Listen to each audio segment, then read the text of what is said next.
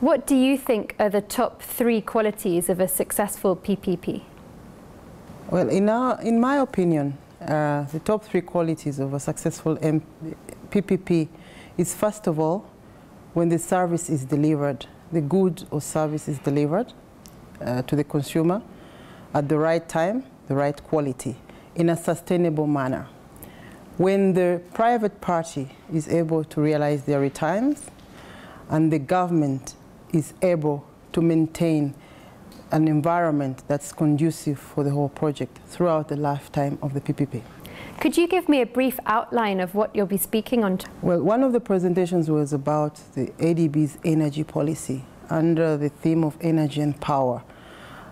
We want as an institution to move the discussion on power forward, to help fit the gap, the supply gap. We have developed a policy that is going to help fill that gap.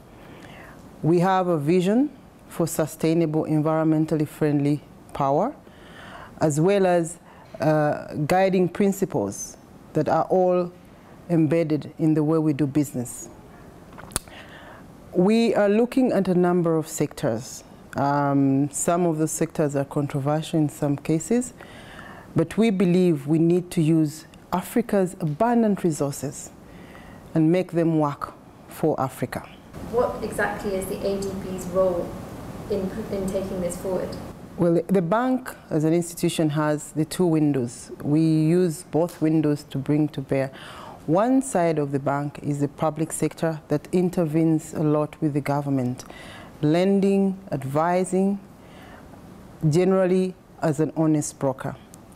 On the other side of the private sector, we assist private sector projects with loans, with guarantees for projects that are bankable, and in targeted cases, we offer some advice on structure of the project. What have you found to be common sticking points in implementing PPPs in Africa? Well, the biggest sticking point to my mind is the capacity gap. It's now very clear to most governments on the continent that the budgets cannot stretch any further to cover infrastructure development. They need to work with the private sector. However, the private sector is this big unknown. They are usually associated with higher returns. And on the other side, you have mostly low-income population that cannot afford the basic services.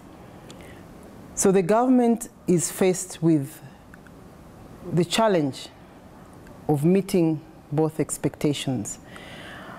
However, the African Development Bank stands ready to advise the governments on how to deal with the private sector.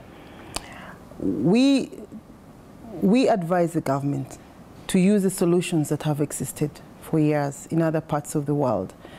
Project finance is one solution. The way projects should be structured in a PPP environment is well known. Those are tried and tested methods. The risk mitigation instruments are well known. So we give them the encouragement and the confidence to have those discussions with the private sector and the populations at large. Do you think there is any value in implementing stronger regional structures for cross-border PPP projects? Yes, definitely.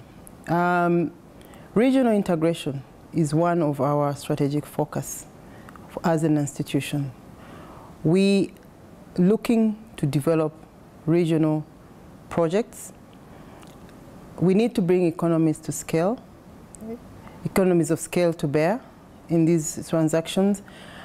We need to connect countries, and we need to connect countries to markets.